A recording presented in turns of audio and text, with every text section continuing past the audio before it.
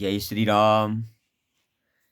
भगवान के दर्शन कीजिए और अपना कल्याण कीजिए।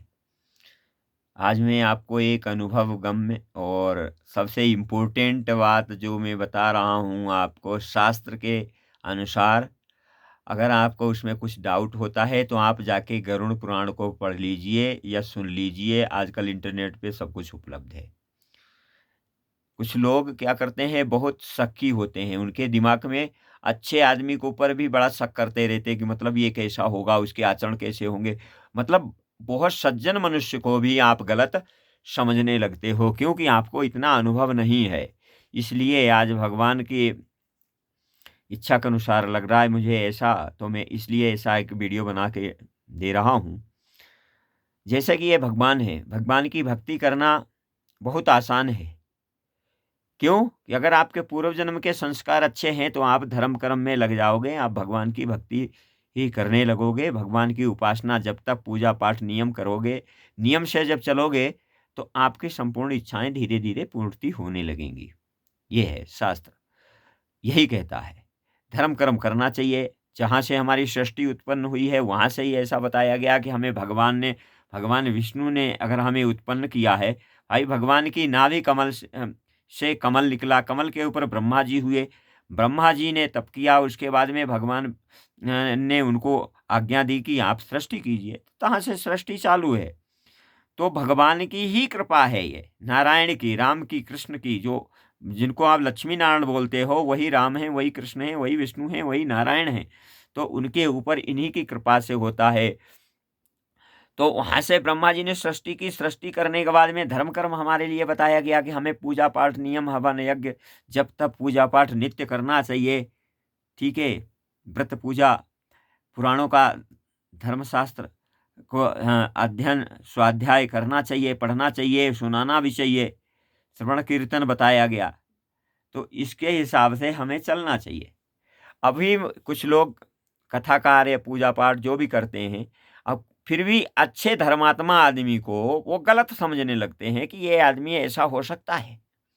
हम किसी को चेहरे से देख के और उसके मन की गणना नहीं कर सकते हैं। मैं आपको इसलिए एक सबसे इम्पोर्टेंट बात बता रहा हूँ इस वीडियो में कि गरुड़ पुराण में एक ही चीज वर्णन किया गया है। भगवान कहते हैं जो सत्य है उसके लिए। जैसे आपको लग रहा है कि कोई मनुष्य बहुत बड़ा धर्मात्मा है, दिख रहा है, लेकिन वो उसके अंदर बहुत सारे रोग भी हैं।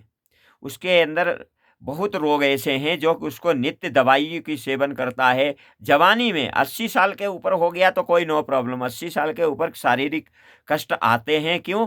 कि 80 साल के बाद में उसका शरीर का खून जो रहता है गर्म हो नहीं, ठंडा हो जाता है, तो उसमें ताकत नहीं रहती है। उसके बाद उसको रोग शोक होते रहते हैं, खांसी जुकाम बुखार है या कुछ और है, शरीर में दर्द होना है, ये सब चीज़ नॉर्मल है, प्राकृतिक नियम से होता है।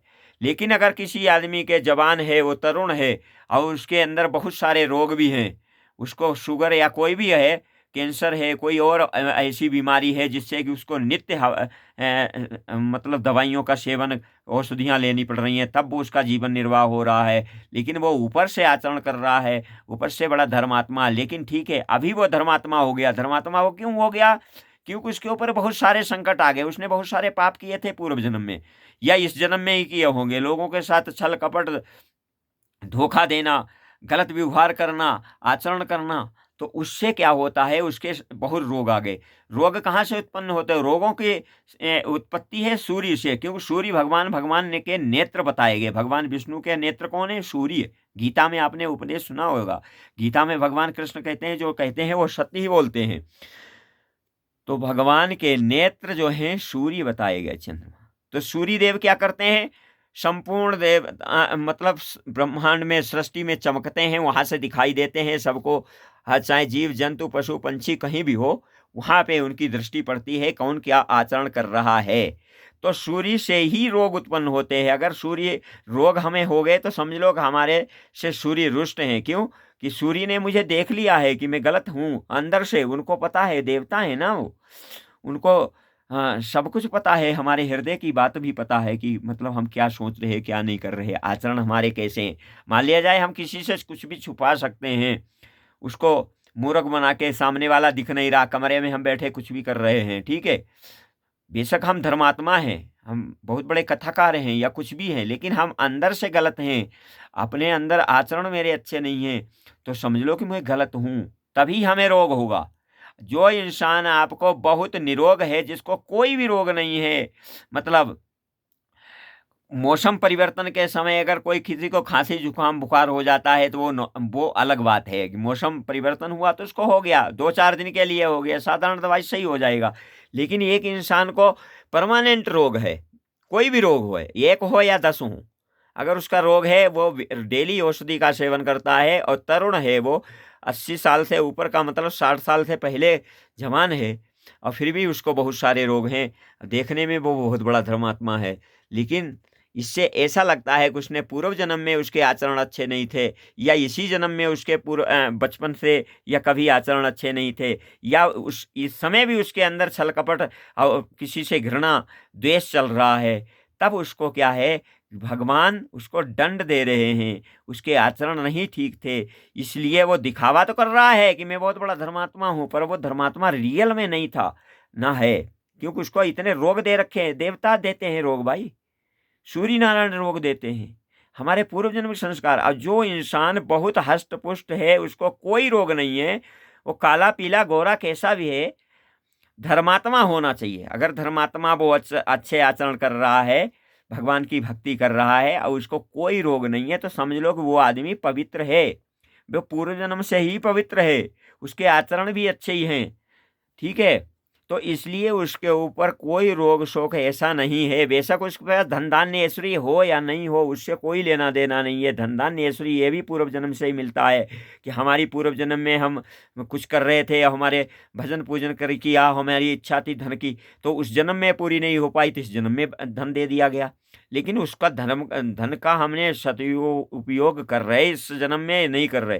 किसी सतपात्र को हम दान दे रहे हैं या नहीं दे रहे, कोई हवन यज्ञ पूजा पाठ करता है, उसमें हम सहयोग कर रहे हैं या नहीं कर रहे। अगर हम उसमें सहयोग नहीं कर रहे हैं, उस धन का, हमारे पास धन बहुत है, लेकिन हम धर्मात्मा आदमी को, किसी सतपात्र को, जो हवन यज्ञ जिसको बहुत ज़रूरत है, उसको हम नहीं दे रहे हैं, तो वो आपका धन जो है वो व्यर्थ है, वो ऐसी जगह पे नष्ट हो जाएगा जाके, जो किसी काम में नहीं आएगा। कोई चोर चुरा लेगा, अग्नि में जल जाएगा, किसी का हरण हो जाएगा, किसी रोग में लग जाएगा।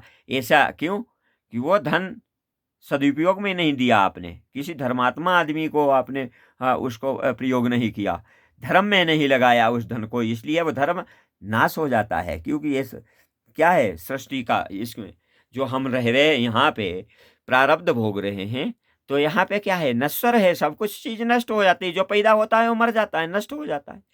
तो इसलिए धन का अहंकार भी नहीं करना चाहिए, हमारे पास बहुत धन है। इसलिए आपको मैं सबसे अच्छी बात बता रहा हूँ, किसी के ऊपर शक करना देख के, या किसी की झूठी बात सुनी हुई से शक मत करो किसी पे।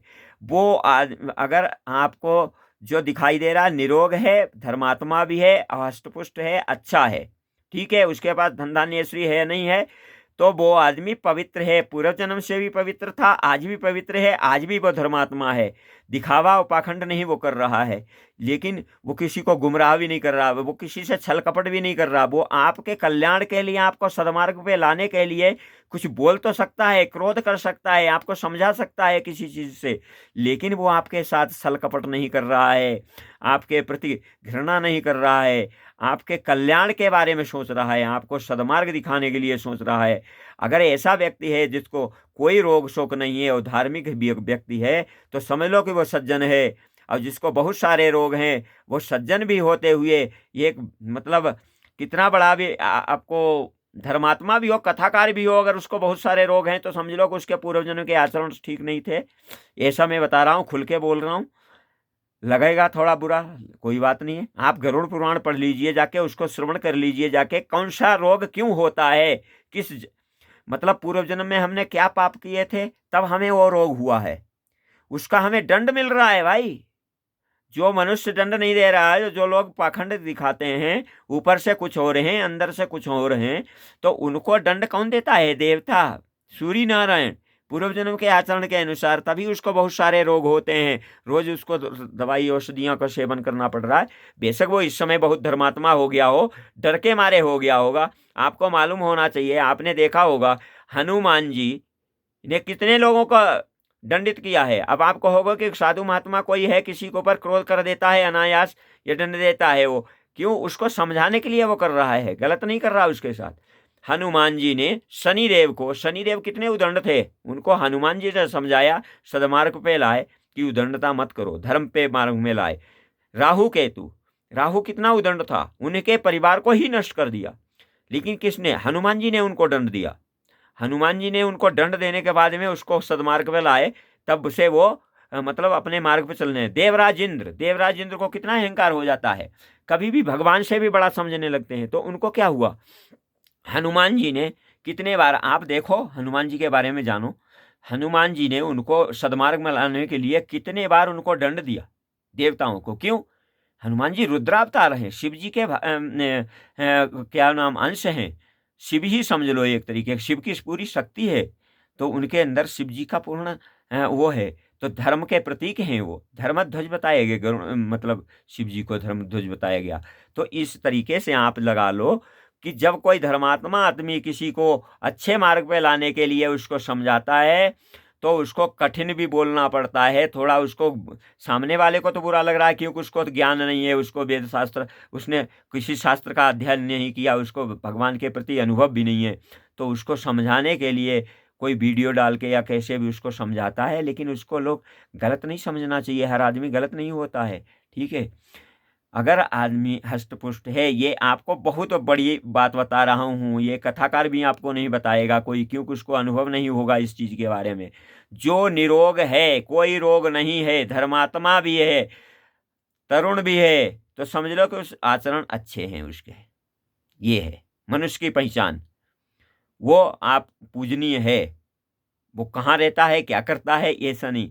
लेकिन इससे और कोई बहुत आदमी धर्मात्मा दिख रहा है, धर्मात्मा है रियल में, और उसको लगवा लग गया, उसको बहुत सारे रोग हैं, ठीक है, उसको कैंसर हो गया, या उसके और कोई ऐसा रोग है जिससे कि उसको रोज औषधि, समझ लो कि उसने पूर्व जन्म में आचरण अच्छे नहीं थे, तो पूर्व जन्म का उसको दंड इस जन्म में मिल रहा है। बेशक वो अभी धर्मात्मा हो गया है, उस रोग से बचने के लिए या अपने आप को, तो भगवान उसको दंड दे रहे हैं।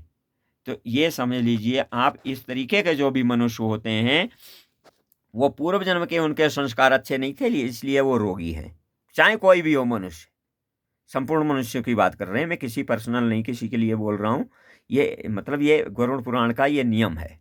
गरुड़ पुराण में जो सत्य है, भगवान स्वयं अपने मुख से बोलते हैं गरुड़ देव को कि कैसा क्या करने वाले को क्या रोग होता है। आप उसको सुनिए, श्रवण कीजिए, तो उससे आपको पता चलेगा। तो आप किसी के ऊपर अनायास शक करना और किसी को गलत समझना भी भूल जाएंगे। और जो आदमी बहुत अच्छा हष्ट-पुष्ट शरीर से है और धार्मिक है, आचरण है, तो समझ लो कि उसके अच्छे विचार हैं, वो आचरण अच्छे हैं, वो पूर्व जन्म में भी अच्छा था, इस जन्म में भी अच्छा है। बेशक उस पर धन धान्य ऐश्वर्य नहीं है, कोई बात नहीं, लेकिन वो धर्मात्मा है ना, उसका शरीर हष्ट-पुष्ट है ना, फिर उसको कोई रोग नहीं है ना, क्योंकि भगवान उस पर खुश हैं, देवता खुश हैं, इसीलिए उसको कोई रोग नहीं दिया। नहीं तो कितने रोग दे देते हैं लोगों का, धन जो आता है वो रोग ही शोक में चला जाता है। कितना भी धर्मात्मा हो, करोड़ों रुपया लग जाता है बीमारियों में, सही नहीं होती बीमारी। क्यों नहीं बीमारी सही होती है? क्योंकि उसके पूर्व जन्म के संस्कार अच्छे नहीं थे, और इस जन्म में भी वो लोगों से द्वेष करता है, अंदर ही अंदर करता है, दिखावा नहीं। आप अंदर की बात नहीं जान सकते, लेकिन उसका शरीर बोल देता है। जिसके अंदर कोई भी शरीर में कोई भी अंग भंगमय नहीं है, किसी भी चेहरे में, मुंह में, जैसे किसी को कोढ़ हो गया, दाग लग जाते हैं, लोग कहते हैं नाखून खराब हो गए, तो समझ लो को पूर्व जन्म के उसके आचरण अच्छे नहीं थे, सफेद दाग हो गए, मतलब, या उसका अंग भंग है, उंगली नहीं है, हाथ नहीं है, कटा हुआ हैंडकप है, तो समझ लो कि अंधा है, लूला लंगड़ा कोई पूर्व जन्म से है, या लकवा लग गया, समझ लो कि वो पूर्व जन्म में धर्मात्मा नहीं था, व्यभिचारी था, गलत था, उसके आचरण अच्छे नहीं थे, इसलिए भगवान ने उसको ऐसा पैदा किया, ऐसे आचरण दिए उसको, ताकि लोग उससे दूर रहें। अच्छे सज्जन आदमी की तरीके से उसको नहीं पूजा जा सकता, ठीक है। जय श्री राम। वीडियो आपको इसलिए क्योंकि सबको इस चीज़ के बारे में अनुभव नहीं है, और लोग गलत समझने लगते हैं सज्जन को, तो सज्जन को गलत नहीं समझो, मेरा ये कहने का मतलब है जो गलत है उसको शरीर बता देता है, उसके रोग बता देते हैं कि वो आदमी पूर्व जन्म में गलत था, इसीलिए उसके हैं वो कहाँ बैठा है क्या करता है इससे पता नहीं चलता। जो धार्मिक आदमी है और उसको क्या नाम उसके आचरण अच्छे हैं तो उसको कोई रोग शोक भगवान नहीं देंगे, वो अच्छा रहेगा। ठीक है, जय श्री राम। वीडियो अच्छा लगे तो लाइक कीजिए, शेयर कीजिए। जय जय सीताराम नाम महाराज।